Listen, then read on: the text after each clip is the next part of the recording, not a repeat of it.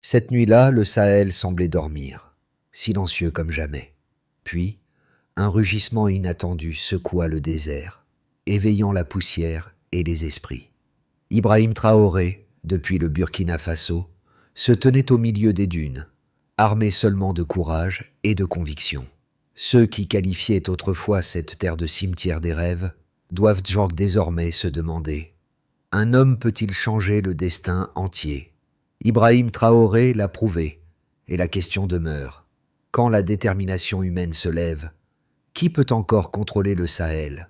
Ibrahim Traoré ne combat pas seulement pour chaque colline ou village, il se bat pour la souveraineté du Burkina Faso.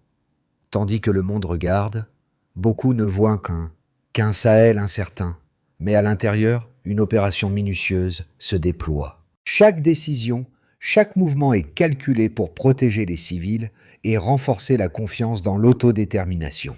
En cas d'échec, ce serait la perte de sécurité, de confiance et d'opportunités de reconstruction. Mais en cas de succès, un nouveau standard est établi.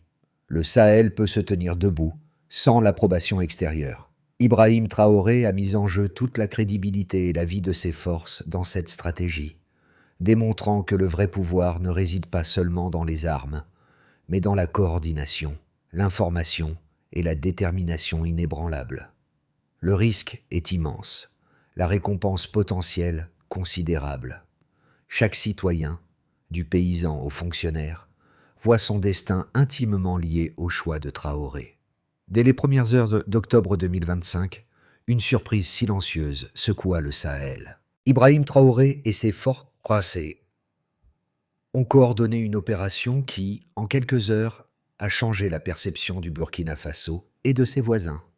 Les villages qui étaient restés muets depuis des années ont entendu un nouveau son à l'aube. Non pas le fracas des roquettes étrangères, mais le rugissement d'une volonté locale. 2 vagues d'azosas précis ont neutralisé la mobilité ennemie, détruit les dépôts de carburant et les nœuds de communication. À midi, les forces adverses étaient encerclées, leurs issues de secours bloquées, sans un seul soldat de l'AES tombé. Ce mini-révélé révèle que la coordination locale peut égaler, voire surpasser, la puissance extérieure. Dans le nord du Burkina Faso, des bases abandonnées depuis longtemps ont été réactivées et des drones conçus localement surveillaient silencieusement chaque mouvement. La population, longtemps marquée par la peur, a commencé à retrouver confiance. Les enfants revenaient dans les écoles, les marchés rouvrissaient et les commerçants déployaient à nouveau leurs étals. Le contexte historique montre une région longtemps dépendante des interventions étrangères, avec des chaînes financières et politiques contraignantes. Pourtant, cette opération a prouvé qu'une action indépendante, bien planifiée, pouvait créer un changement tangible. Ibrahim Traoré a transformé l'impossible en exemple concret. Intelligence, mobilité et unité peuvent triompher là où l'on croyait la défaite inévitable. En rassemblant ses commandants à Bamako, Traoré a insisté sur un principe simple mais puissant: frapper en premier et frapper avec précision. Ce geste a non seulement surpris l'adversaire, mais a aussi inspiré les habitants et les forces régionales. La coordination entre Mali, Niger et Burkina Faso est devenue un modèle de souveraineté active, et l'ombre du soutien occidental n'était plus nécessaire pour garantir le succès. Ce mini-révélé amène à se demander: si un seul homme et ses forces peuvent changer le destin d'une région entière, quelles autres capacités locales restent inexploitées? La question reste ouverte et l'histoire du Sahel entre désormais dans une nouvelle ère. Ibrahim Traoré n'était pas seul dans cette entreprise. Il s'est entouré de commandants aguerris et de jeunes officiers formés localement, capables d'agir avec rapidité et précision. Ensemble, ils ont observé les mouvements ennemis, analysé les signaux et coordonné des frappes chirurgicales. Les villages libérés ont été les premiers témoins de cette efficacité. Les habitants voyaient leurs protecteurs agir non pas avec des moyens extérieurs, mais avec leurs propres ressources. Dans une petite ville du Nord, un convoi ennemi intercepté a été neutralisé en moins de 10 minutes. Les habitants, longtemps habitués au silence et à la peur, ont pu constater l'impact direct d'une action rapide et déterminée. Le retour des enseignants et des commerçants a ravivé la vie quotidienne, prouvant que la sécurité ne dépendait plus uniquement de forces étrangères. Cette coordination a également un effet psychologique. L'adversaire, habitué à dominer par la peur et la surprise, se retrouve confronté à une résistance structurée et prévisible. Les premières réussites, visibles et mesurables, renforcent le moral des troupes locales et instaurent un climat de confiance chez la population civile. Ibrahim Traoré a ainsi établi un nouveau modèle. L'action préventive et autonome transforme non seulement la dynamique militaire, mais aussi le tissu social. Les décisions prises par ces personnages guides montrent qu'un leadership réfléchi et courageux peut produire des résultats immédiats et tangibles. Le so what de cette étape. Lorsqu'une région reprend le contrôle de sa sécurité, l'effet domino touche tous les aspects de la vie quotidienne. Les marchés rouvrent, les enfants retournent à l'école, et la population voit concrètement que sa survie et son avenir sont entre ses propres mains. L'opération orchestrée par Ibrahim Traoré a suivi un enchaînement précis. Activation, point culminant, puis retombée immédiate. Tout a commencé à l'aube, lorsque les équipes locales ont pris position, armées de renseignements collectés discrètement dans les jours précédents. Les drones fabriqués localement ont surveillé chaque mouvement, fournissant des images en temps réel à Traoré et ses commandants.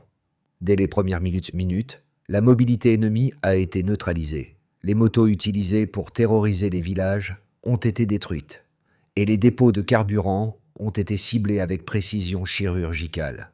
Au moment où le soleil montait, la deuxième vague a suivi.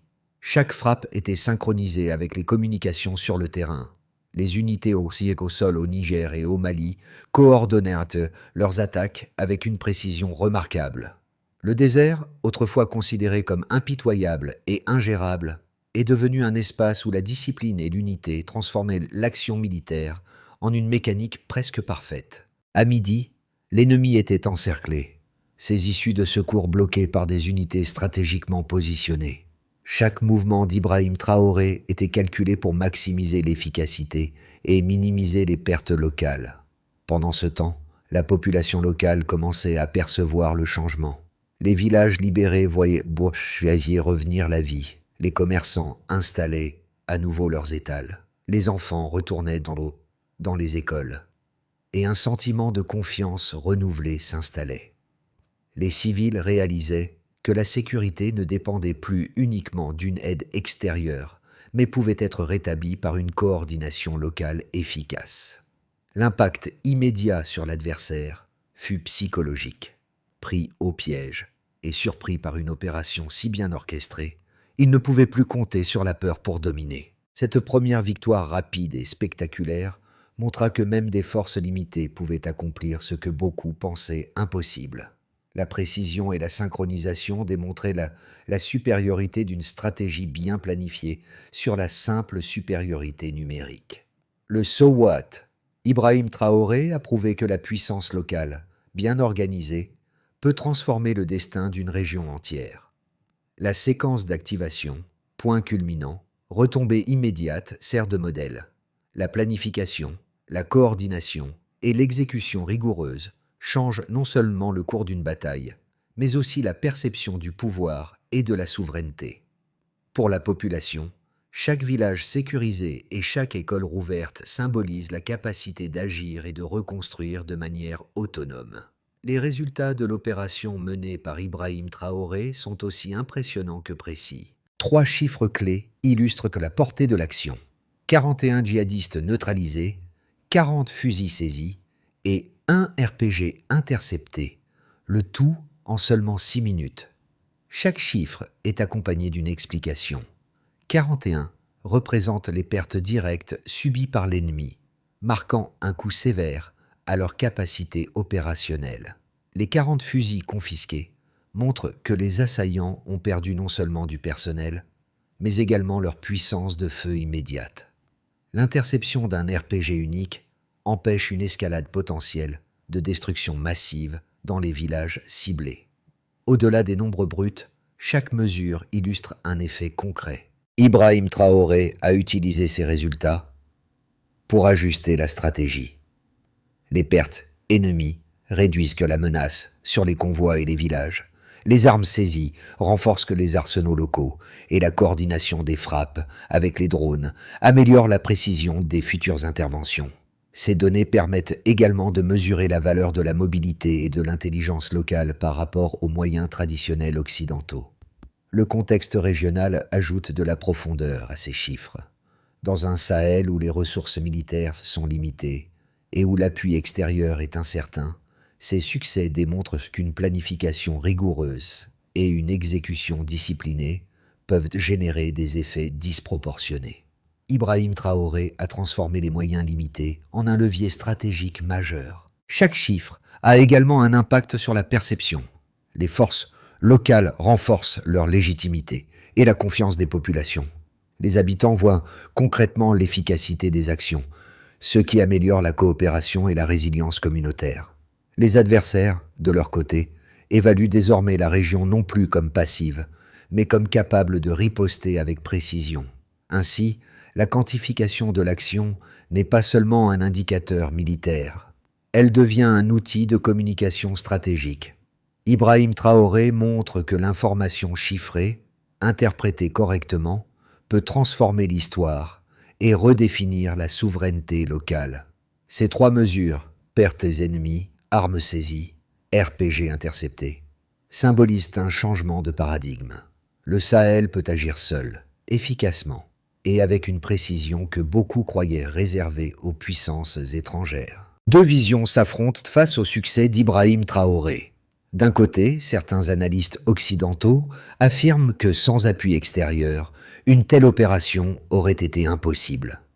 Ils soulignent le manque de ressources comparé aux armées satellisées, aux drones sophistiqués et aux conseils étrangers.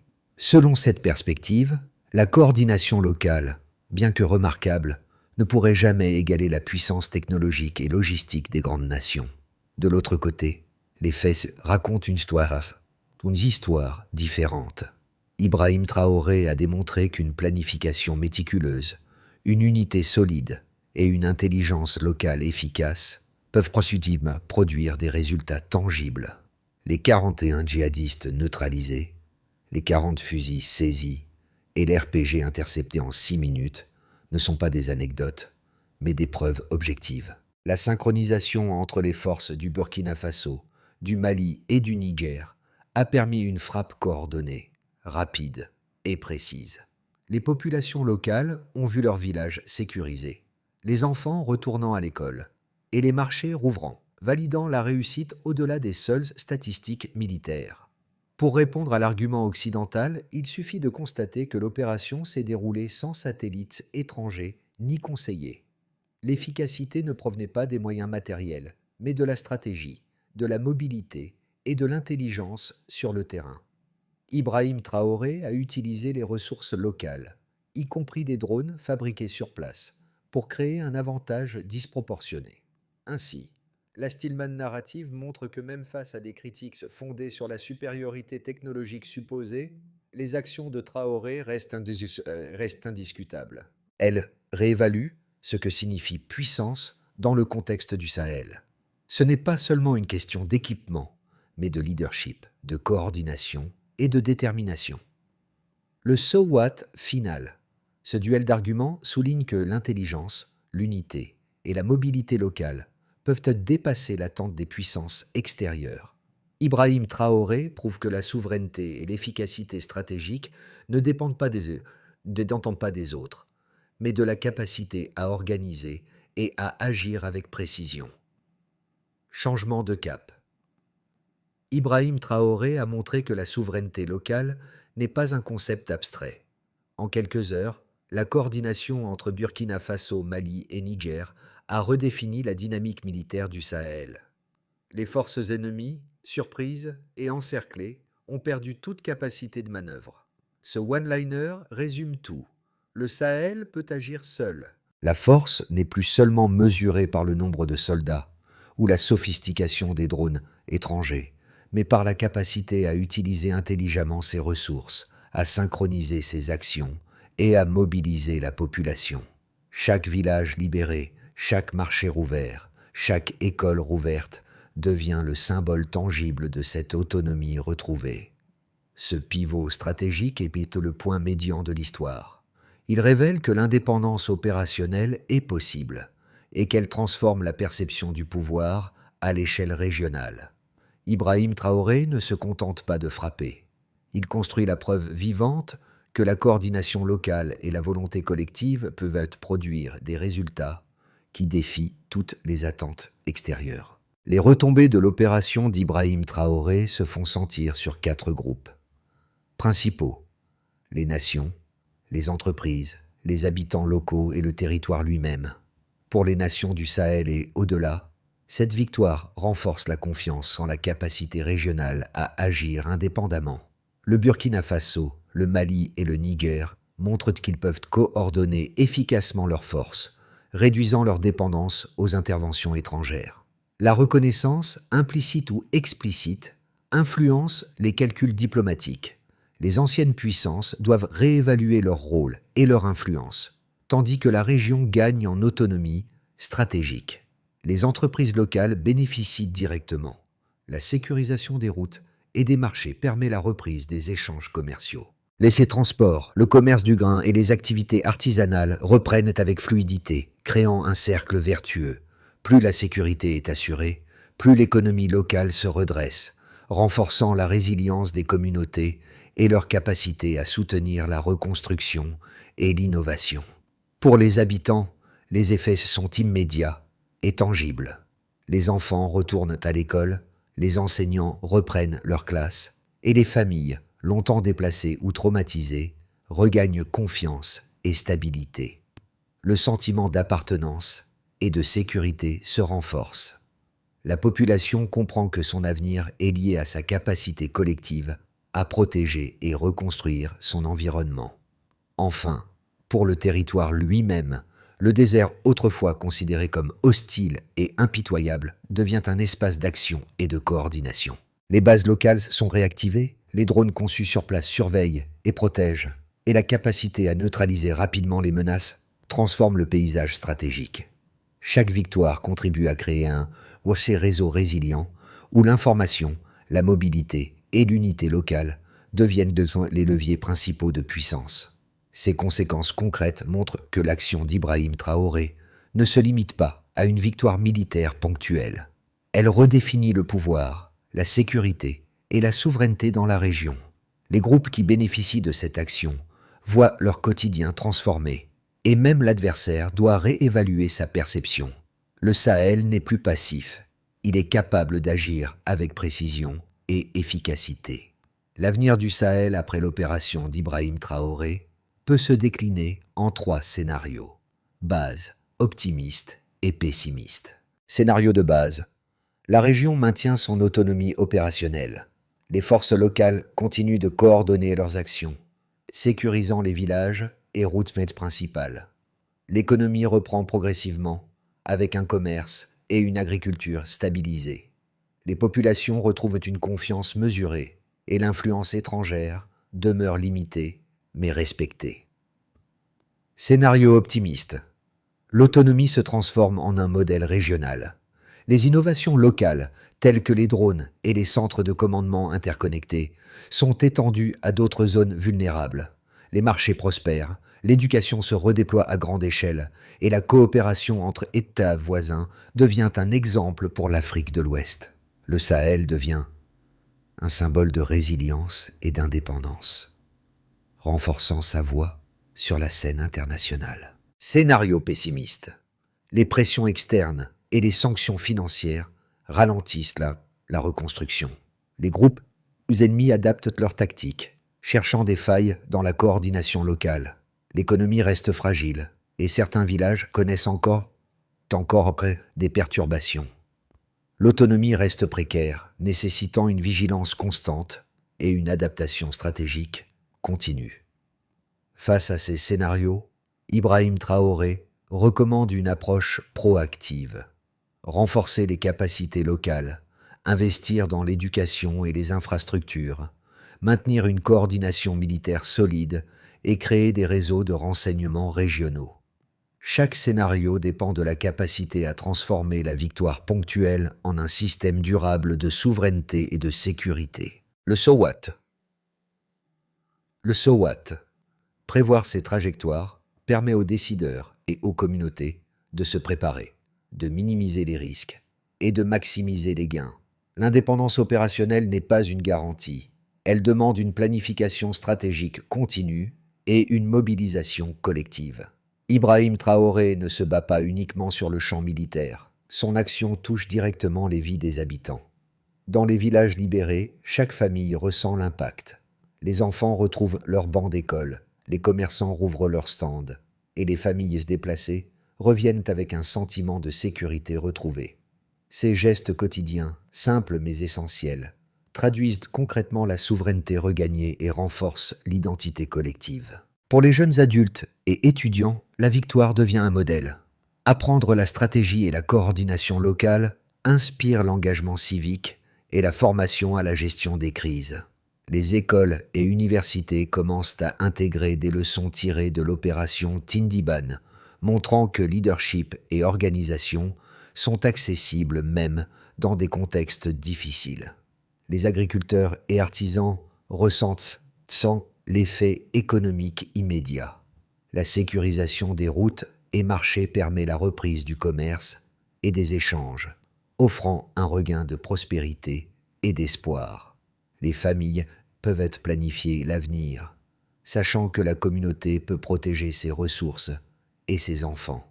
Enfin, la population civile vulnérable voit que la coopération régionale produit des résultats tangibles.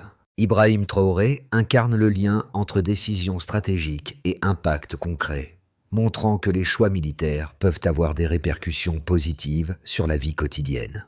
Ainsi, toucher le spectateur ne consiste pas seulement à raconter la victoire. C'est montrer comment chaque personne, chaque famille et chaque communauté ressent directement les conséquences de l'action. Les micro-actions deviennent symboles d'un changement profond et durable.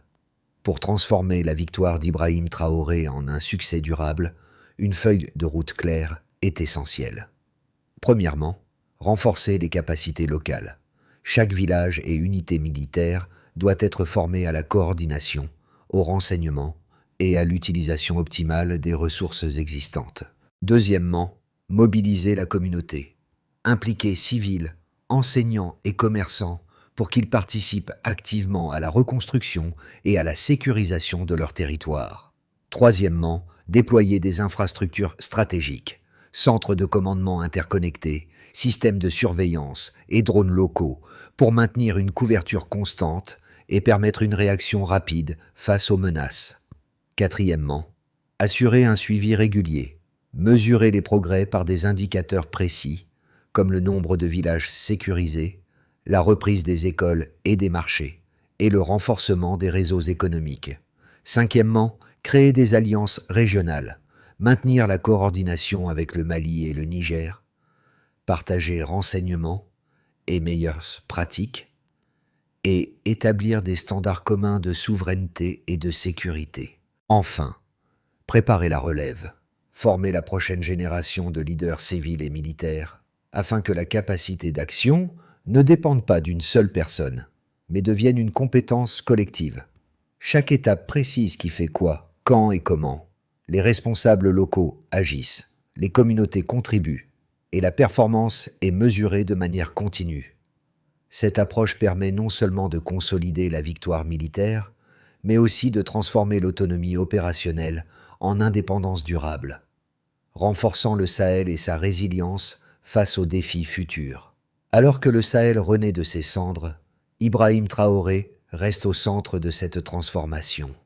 Dans un village libéré, il a observé les enfants courir entre les ruines, leurs rires couvrant le silence des années passées. Chaque sourire, chaque regard émerveillé rappelle que la victoire ne se mesure pas seulement en armes ou en stratégie, mais en vie restaurée. Mariam, une veuve dont les mots avait inspiré les forces locales, serre à nouveau une photo fanée contre sa poitrine.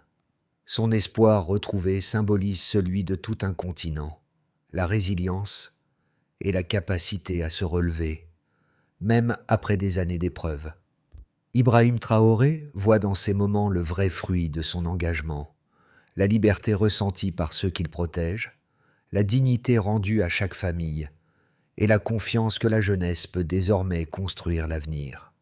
Ce rappel personnel et concret transforme l'histoire. La force locale n'est pas abstraite, elle est incarnée par chaque visage, chaque geste et chaque émotion. Le so what. Le so what final. La souveraineté et l'indépendance prennent vie à travers les histoires individuelles et collectives, illustrant que le changement durable est profondément humain et tangible. L'histoire du Sahel et de la victoire d'Ibrahim Traoré ne se termine pas ici. Elle continue dans chaque village, chaque marché et chaque salle de classe, où la liberté et la sécurité reprennent leur place. Les habitants sont invités à participer activement à cette reconstruction, partager leurs expériences, soutenir les initiatives locales et transmettre leurs connaissances aux générations futures. Pour les jeunes et les citoyens engagés, la question reste ouverte. Comment pouvez-vous contribuer à cette autonomie retrouvée? Chaque action compte, qu'il s'agisse de protéger les ressources locales, d'enseigner ou de renforcer la communauté. La puissance collective dépasse de loin les capacités d'un seul individu. Et Ibrahim Traoré montre que la coordination et la volonté peuvent produire des résultats tangibles. Prenez part à ce mouvement. Observez, apprenez et agissez là où vous êtes. Partagez cette histoire, discutez-en avec votre communauté et soyez les témoins et acteurs d'un changement durable. L'histoire du Sahel rappelle que la souveraineté et la résilience sont le fruit de l'action collective et de l'engagement quotidien.